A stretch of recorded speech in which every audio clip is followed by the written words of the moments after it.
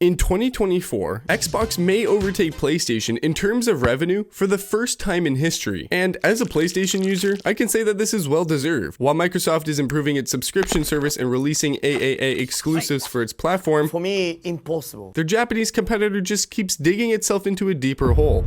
Let's just take a look at the list of exclusive games from Microsoft and Sony this year. This year, there are 17 games, 8 for Xbox, and as many as 10 for PlayStation, but it's not that simple. Let's remove the remasters, games that no one wants, and Game for Muslims. And now we are left with not so many projects, and based on them, we will summarize this year's results and decide whether Xbox is really in its prime, and whether in the next few years, PlayStation 5 will really be more like Xbox One back in the day. Holy shit, I can't even believe I'm saying this. This will be a fair comparison. Let's divide the games into pairs based on similar patterns to make this competition fair. For example, the first pair will be Black Ops 6 and Helldivers 2, popular online shooters. The next pair will be Hellblade 2 and Rise of Ronin, games about which there is not much to say. The third round will feature Indiana Jones and Stellar Blade, games where you can jerk off to the main character. And finally, we're going to have a showdown between possibly the best Xbox and PlayStation release of this year, Stalker 2 and Astrobot. And comparing these games will probably change your beliefs about the platform you play on, and maybe your outlook on life in general. But that's for later. First of all, why the fuck did I add the new Call of Duty to the list? Yes, it's a game from Activision, which is owned by Microsoft, but it's not exclusive. Black Ops 6 is available on all current platforms. Anyway, no matter how trite it may sound, I added this game because it is available in Game Pass. It is on Xbox that this game is sold for the money it really costs. $0. Obviously, no one in their right will ever buy an online game that has 5 hours of story for $70 every year. But I'll be honest, this year's game was pretty good. We got a good campaign that just didn't have to be crap and last more than an hour. The online part of the game also got better. New mechanics like Omni movement appeared, maps became smaller, the time to kill also decreased, and the gameplay became more dynamic. The new Black Ops 6 turned out pretty solid, and now we can all say Call of Duty players aren't just the ones without a dad anymore, but also without a mom. Anyway, let's give this game a 7 non-binary character out of 10. In contrast to the new Call of Duty, earlier this year, Helldivers 2 was released on PlayStation 5. When it first came out, it was something incredible. If you played it right after the release, you know exactly what I'm talking about. Even numerous bugs did not prevent us from enjoying the epic delivery of democracy. But all good things, like this video, have to come to an end.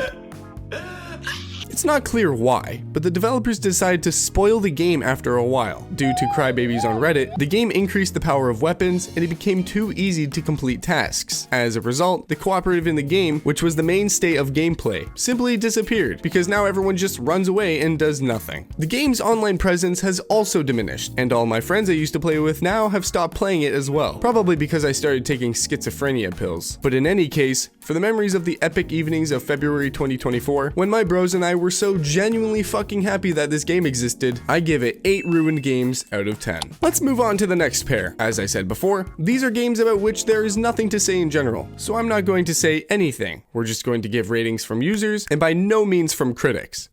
But the next two games will be much more interesting. For one thing, we have Stellar Blade, which forces the player to play with one hand, which of course adds to the hardcore. On the other hand, we have the rather controversial decision to make a first-person game about Indiana Jones, because now it's not clear how we're supposed to look at his ass.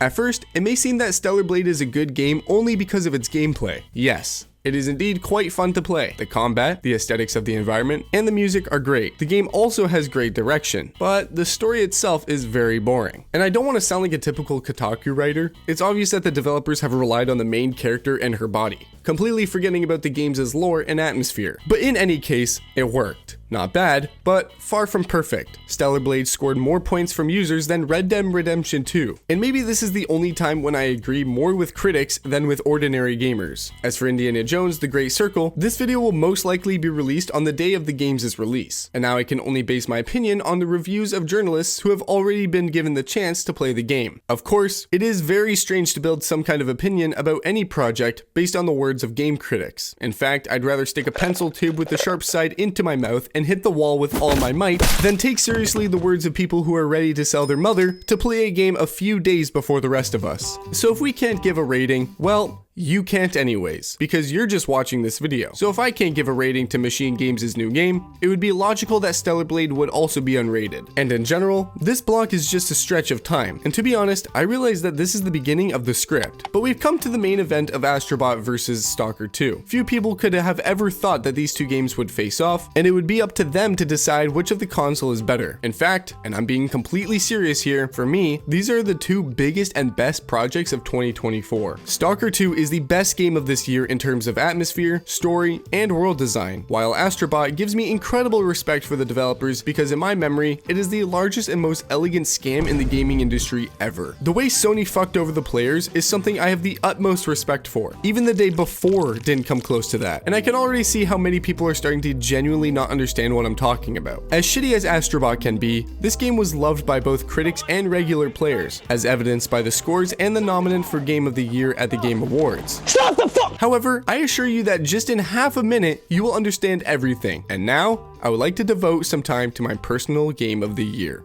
I didn't play the first Stalkers. In those years, I was busy. I was sitting at the door of my house waiting for my father, who never came back. I also didn't have anything to play Stalker on because with my dreams of a full-fledged family, my father took my computer away. But now, as an adult, I have money to spend on editing like this. I'm just kidding. I do the editing myself. But speaking of Stalker 2, I don't want to take up too much of your time. I'll just say that I've never played a game that its developers loved so much. The way the game is made, and the way you see it, the way they try to show it to you, evokes feelings that you hardly ever feel in modern games. I really had the impression that I was playing some old and classic game, back in the days when games still brought that childlike joy and excitement, but at the same time, I was looking at beautiful graphics, incredible atmosphere, and these bugs and really bad optimization. But to be honest, even this did not ruin the very pleasant experience of this game. This is probably the only game from today's video that I would really recommend you play. If you have an Xbox, or your two dads bought you a powerful PC, then I advise you buy Stalker 2. It's really something that the industry has been lacking on for so long. Simple love from developers for the product they created. And getting back to Astrobot and why I think it's a scam, Astrobot is literally an extended demo for DualSense. Only now it costs $60 and is a full-fledged platformer for many hours. And I wouldn't have cared if there were games from Sony this year. But this year, the main PlayStation exclusive is literally a platformer that used to be a free demo. And really, the game is very good. I just enjoyed how my hands felt playing it on DualSense. The game has a bunch of references. The visuals are very colorful and nice, a really great platformer. And I can really give this game an honest 9 points because it deserves it. But I have to take 8 points away from Sony for what they did to the PlayStation. Please forgive me, Astrobot, but your creator is fucked. So let's summarize and tally up the score. Or who cares anyway? Each of you has your own Game of the Year, and you can share it in the comments. Not that I'm interested, it'll just help promote this video.